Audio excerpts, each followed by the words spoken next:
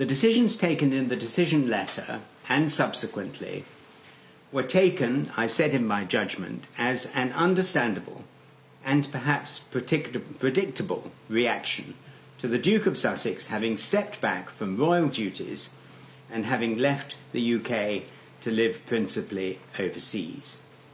So the conclusion, in my judgment, with which my colleagues, Lord Justices Bean and Edis, agreed, was that the Duke of Sussex's appeal would be dismissed.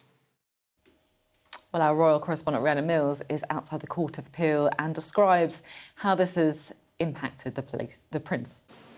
Oh, an enormous blow. You have to remember that he deliberately made the choice to fly all the way from America back here to the UK for that two-day Court of Appeal hearing. He wanted for himself to sit there and hear all of the evidence that was read out, not just in public, but in private, because as you were hearing in that judgment there, a lot of what was heard was highly secretive, seen as very important that it was kept secret in terms of what is done for protection when it comes to royal family members and also VIPs that travel here to the UK.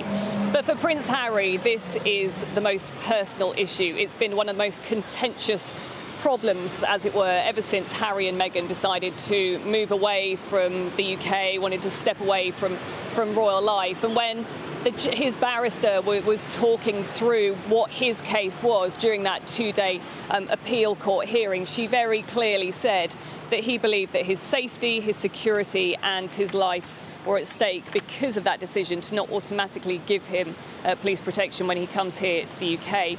You have to note that when Prince Harry has recently made those visits to the UK, we haven't seen Meghan. We also haven't seen his children either. And he will say that one of the main reasons for that is because they simply do not feel safe. However, the Home Office have all along said that actually they were still assessing what risks he was under, but it was on a case-by-case basis. Rather than doing this kind of top-line assessment that he permanently needed protection, they were taking it on a case-by-case basis. So whenever he came here to the UK, he had to explain to them why he was coming, the intention of his visit, and then they would decide whether or not he needed their protection.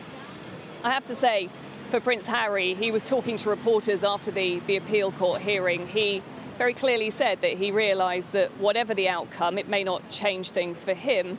But as with so many of these court battles that he's taken on, he sees this as a real point of principle. He was hoping that it might change things for other people as well as himself. His team have consistently said, and they said that there has been confusion around this, that he has not been asking for special treatment. What he's been asking for is to be treated like everybody else. However, today we've heard in this judgment that it's been decided that the Home Office were doing as much as they should have done, and his appeal has now been dismissed.